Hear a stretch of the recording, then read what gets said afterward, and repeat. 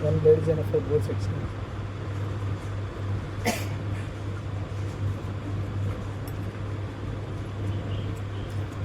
చాలా మందికి టీచర్లకి హార్ట్ చేసేటప్పుడు కొన్ని కన్ఫ్యూజన్స్ ఉంటాయి. ఓకే, ఫస్ట్ అందరు చూస్తున్నారు సార్.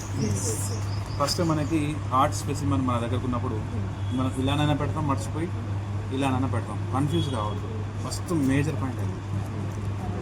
డార్సల్ వెంట్రల్ చెప్పే కంటే ముందు ఈ కరోనరీ సల్కస్ ఉంది.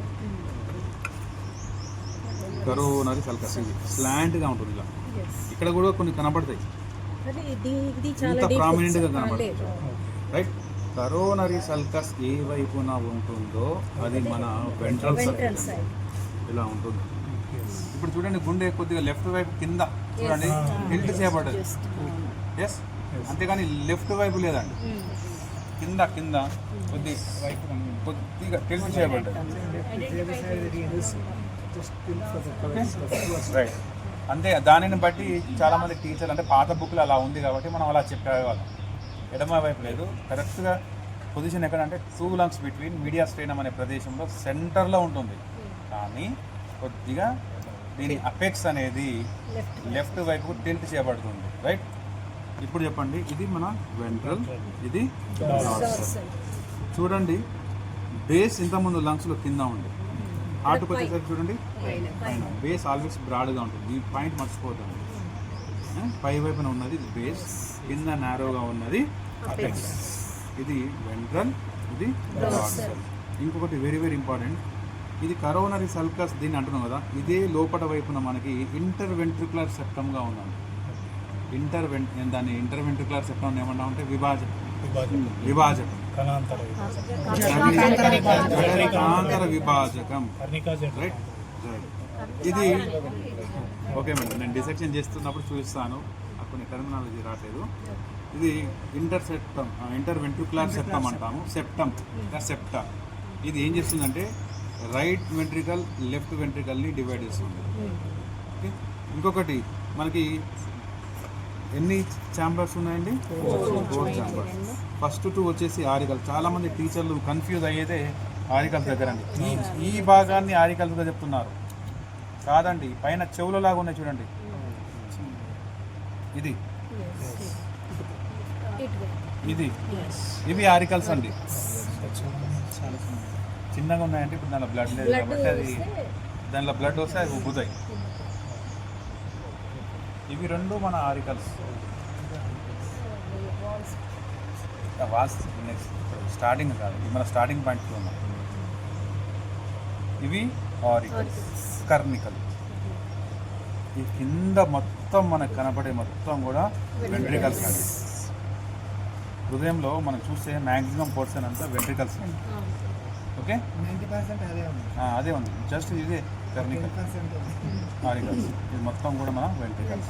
ఇప్పుడు ఇది వెంట్రల్ సైడ్ కదా, వెంట్రల్ సైడ్.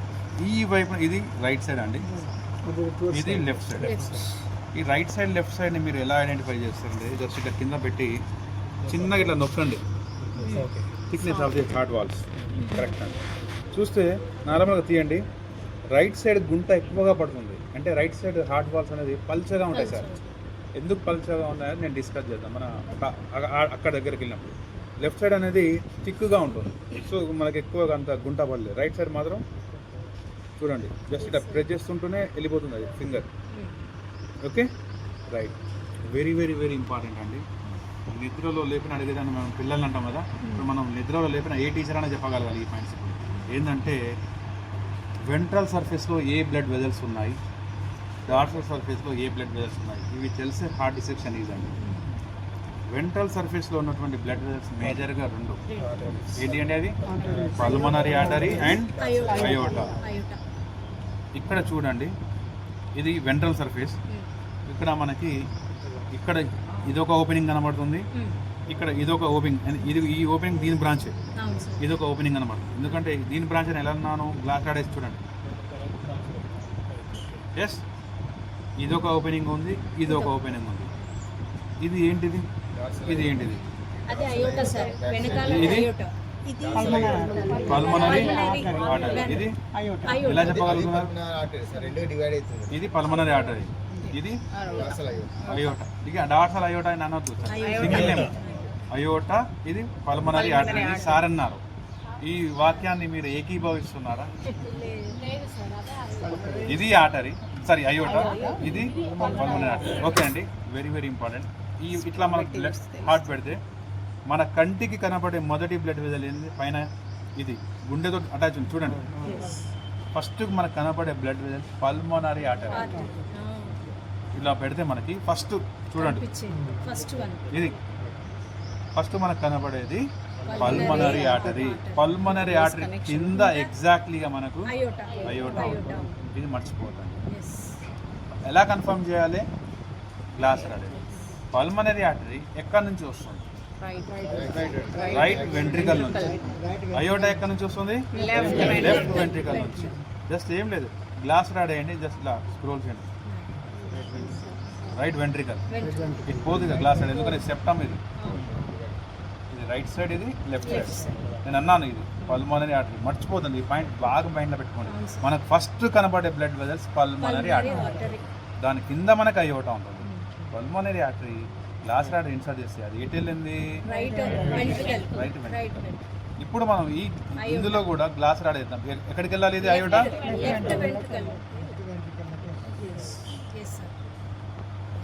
క్లియర్? రైట్. ఇది మరి ఇక్కడ చాలా మంది టీచర్లు ఉంటారు, ఇది దీంట్లో కూడా వేసినప్పుడు ఇది ఎక్కడికి వెళ్తుంది? కానీ మీరు ఏం చెప్పాలంటే అయోటా ఇట్లా బయటకు వచ్చినప్పుడు ఒక బ్రాంచ్గా డివైడ్ అవుతుంది. ఈ బ్రాంచ్ పేరు బ్రాకియోసెఫాలిక్ ఆర్టరీ. అవసరం లేదండి, మీకోసం ఇది. ఈ బ్రాకియోసెఫాలిక్ ఆర్టరీ అనేది మెడ మరియు తల భాగానికి ఆక్సిజనేటెడ్ బ్లడ్ని సప్లై చేస్తుంది. రైట్. జస్ట్ మీరు అయోటా లెఫ్ట్ వెంట్రికల్ నుంచి వస్తుందని చెప్తే సరిపోతుంది. Very very very important point. ఈ రెండు థిక్నెస్లో తేడా ఉందా? తేడా కూడా ఉంటుంది. మీరు పల్మనరీ ఆర్టరీ చూడండి, పల్చగా ఉంటుంది, థిన్గా ఉంటుంది. అదే అయోటా దగ్గర థిక్గా ఉంటుంది, మందంగా ఉంది. నేను డిస్కస్ చేస్తాను. ఈ హార్ట్ వాల్స్ కూడా మనం డిస్కస్ చేయాలి. Right. Very very important. Teacher as a bioscience teacher ఈ పాయింట్ మర్చిపోకూడదండి. పల్మనరీ ఆర్టరీ అండ్ అయోటా రెండు కూడా హృదయం లోపటి నుండి బయటకు వస్తున్నాయి. పల్మనరీ ఆర్టరీ ఎక్కడి నుంచి వస్తుంది? రైట్ వెంట్రికల్ నుంచి వస్తుంది. అయోటా ఎక్కడి నుంచి వస్తుంది?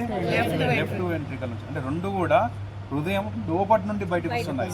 వెంట్రల్ సర్ఫేస్ లో ఉన్నటువంటి 2 మేజర్ బ్లడ్ వెజల్స్, ఒకటి పల్మనరీ ఆర్టరీ, రెండవది అయోటా. ఇవి రెండు కూడా హృదయం లోపటి నుండి బయటకు వస్తున్నాయి. రైట్. క్లియర్? రైట్. ఇప్పుడు డార్సల్ సైడ్ మనం చూసినట్లయితే డార్సల్ సైడ్లో కూడా మనం 2 మేజర్ బ్లడ్ వెజల్స్ డిస్కస్ చేస్తాము. ఒకటి వీనా క్యావాస్. వీనా క్యావాస్లో 2 ఉంటాయి, సుపీరియర్, ఇన్ఫీరియర్. ఈ వీనా క్యావాస్ ఒకటి, రెండవది పల్మనరీ వెయిన్. రైట్. ఇక్కడ చూద్దాము. ఇప్పుడు ఇది లెఫ్ట్ అయింది, ఇది రైట్ అయింది, తిప్పేశాను కదా. ఇంకొకటి పిల్లలతో మనం డిస్కస్ చేసేటప్పుడు రైట్ సైడ్ ఏ బ్లడ్ వస్తుంది? Deoxygenated blood. డిఆక్సిజనేటెడ్ బ్లడ్ అంటే కార్బన్ డైఆక్సైడ్ ఎక్కువగా ఉండి ఆక్సిజన్ పర్సెంటేజ్ తక్కువగా ఉన్నటువంటి బ్లడ్ ని మనం డిఆక్సిజనేటెడ్ బ్లడ్ అంటాం. చెడు రక్తము, ప్యూర్ ఇంప్యూర్, ఆ వర్డ్స్ యూజ్ చేద్దాం. ఓన్లీ సైంటిఫిక్ గా మనం వెళ్ళాలి, కరెక్షన్స్ కూడా వస్తాయి బుక్ లో. Right. Next oxygenated blood. Oxygenated blood left side లో వస్తుంది. ఆక్సిజన్ బ్లడ్ అంటే ఆక్సిజన్ పర్సెంటేజ్ ఎక్కువగా ఉంది, కార్బన్ డైఆక్సైడ్ పర్సెంటేజ్ తక్కువగా ఉన్నటువంటి బ్లడ్ని మనం ఆక్సిజనేటెడ్ బ్లడ్ అంటాం. క్లియర్? ఇది ఇప్పుడు మనం ఇది నాకు రైట్. మనకి బ్లడ్ని బాడీ పార్ట్స్ నుండి తీసుకుని వచ్చేది ఏంటి అండి? వీనా క్యావస్. వీనా క్యావస్ చెప్పండి, అది సుపీరియర్ కావచ్చు, ఇన్ఫీరియర్ కావచ్చు. వీనా క్యావస్. వీనా క్యావస్ బ్లడ్ని తీసుకొచ్చి ఎక్కడ డిపాజిట్ చేస్తాయి? Right auricle. Very good. ఇక్కడ మనకి ఇది రైట్ ఆరికల్ కదా. రైట్ ఆరికల్ని మీరు ఇలా పట్టుకుంటే జస్ట్ ఒక చిన్న ఓపెనింగ్ కనబడుతుంది, దీనికి అటాచ్ అయ్యే. ఇది చూడండి, ఇందులో మీరు గ్లాస్ రాడ్ వేసి కొద్దిగా కింది వైపుకు ఇలా ఇలా ఇలా ఇలా అనండి. ఎస్.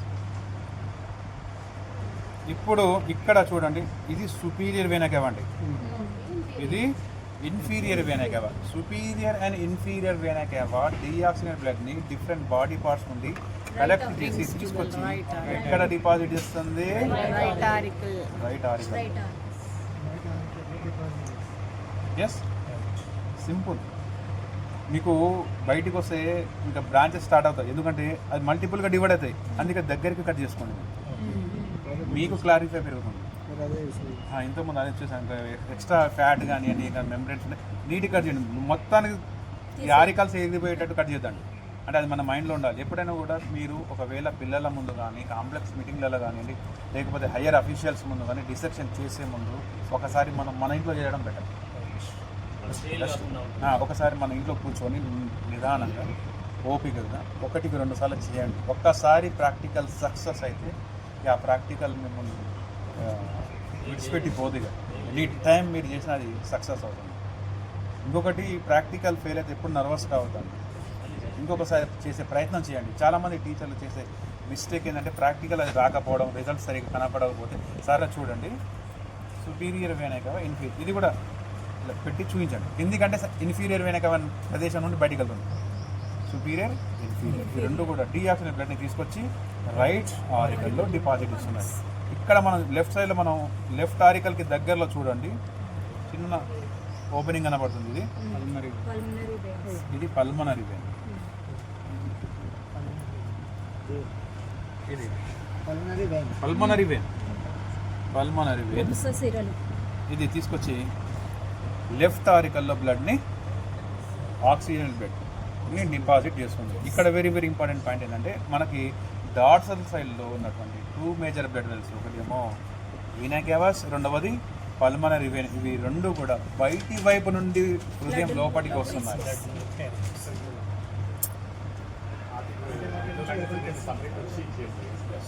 2 పల్మనరీ వెయిన్స్ వచ్చి ఒక దగ్గర మర్జ్ అవుతుంది, ఇక్కడ మర్జ్ అవుతుంది. ఒకటి ఉంటుంది, కొన్నిసార్లు మీకు మల్టిపుల్ ఓపెనింగ్స్ కూడా ఉంటాయి.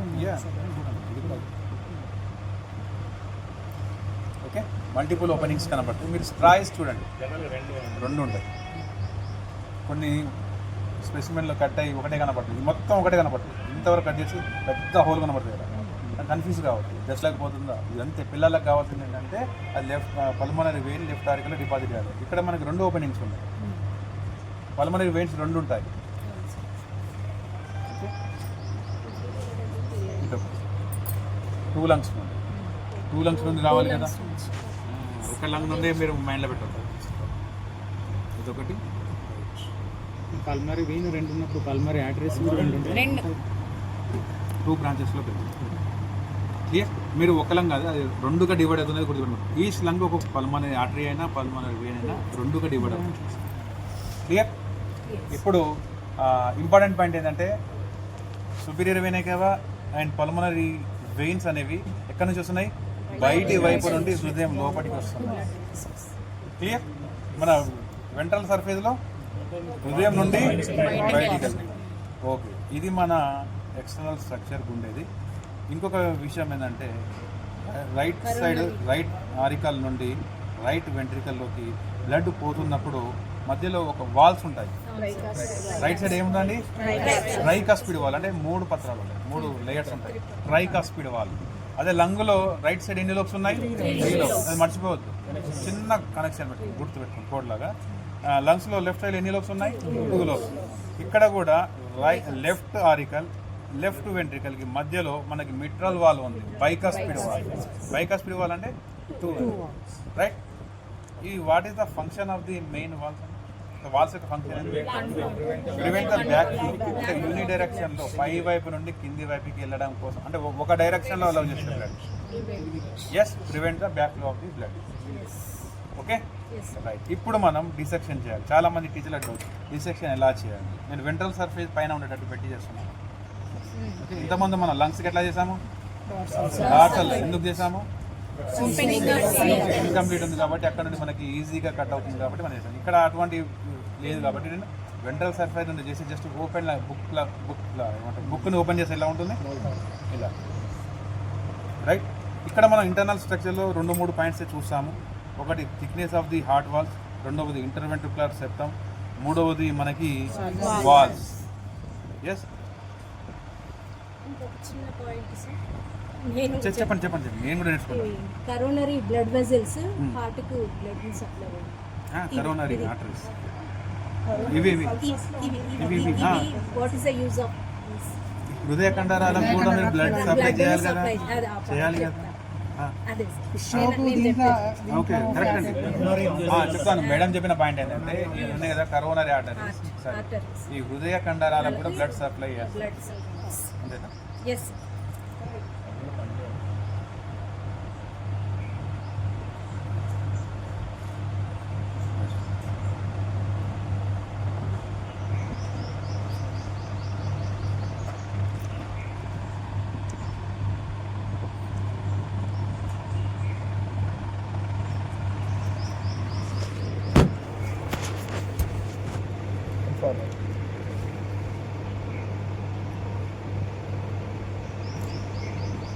ఒకసారి చూద్దాం. ఇది రైట్ సైడ్ అండి, ఇది లెఫ్ట్ సైడ్. ఒక్కసారి హృదయ కండరాల మందం చూద్దాం. ఈ రైట్ సైడ్ పల్చగా ఉన్నది, లెఫ్ట్ సైడ్ థిక్గా ఉంది. ఇంతకుముందు మేడం ఉన్నారు కరెక్ట్. ఎందుకంటే రైట్ సైడ్లో మనకి డీఆక్సిజనేటెడ్ బ్లడ్ వస్తుంది. డీఆక్సిజనేటెడ్ బ్లడ్ అనేది మనకి ఎక్కడికి వెళ్ళాలి? ప్యూరిఫికేషన్కి, లంగ్స్కి, హార్ట్కి డిస్టెన్స్ ఎంత ఉంది? చాలా తక్కువ. సో అంత ప్రెషర్ అవసరం లేదు, వెంటనే వెళ్ళిపోతుంది. కానీ లెఫ్ట్ సైడ్లో మనకి ఆక్సిజనేటెడ్ బ్లడ్ వస్తుంది. అది అయోటా త్రూ టోటల్ బాడీ పార్ట్కి ఫుల్ ప్రెషర్గా పంపు కావాలి కాబట్టి థిక్గా ఉంది అంతే. అలాగే అందులో నుంచి వచ్చినటువంటి అయోటా కూడా మందంగా ఉంది. ఇక్కడ మరి రైట్ సైడ్ వాల్ పల్చగా ఉంది. ఇక్కడ నుంచి డియాక్సిజనేటెడ్ బ్లడ్ లంగ్స్ తీసుకెళ్ళేది ఏంటిది? Pulmonary artery. పల్మనరీ ఆర్టరీ కూడా పల్చగా ఉంది. ఆ లింక్ ఇక్కడ కనెక్ట్ చేశాను. క్లియర్? ఇప్పుడు చూడండి, ఈ రెండు చాంబర్స్ మధ్యలో ఒక గోడలా ఉంటుంది. ఇది సెప్టమ్.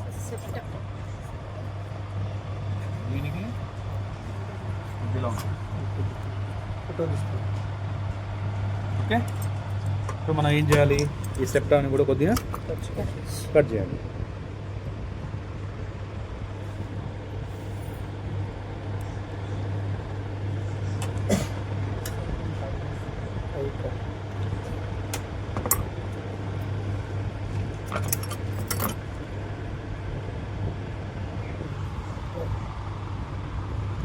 ఇప్పుడు మనకి లెఫ్ట్ సైడ్లో ఏ వాల్ ఉందండి? బైకాస్పిడ్ వాల్. చూడండి, ఇదొకటి, ఇదొకటి. కూర్చోండి సార్, నేను కట్ అయింది కదా.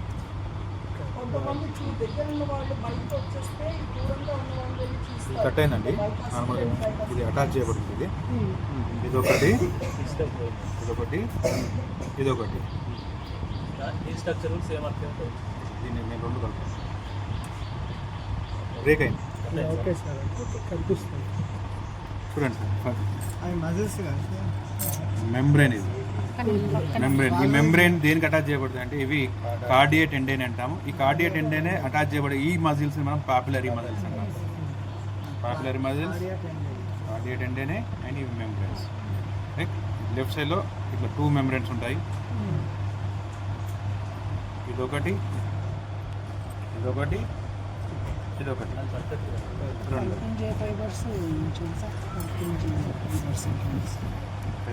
సార్ మళ్ళీ search for this one right అండి. లైట్ ట్రయాంగులర్ క్లియర్ లైట్ దగ్గర this is the one. Light sir, light ఎక్కడ పెడుతున్నారు?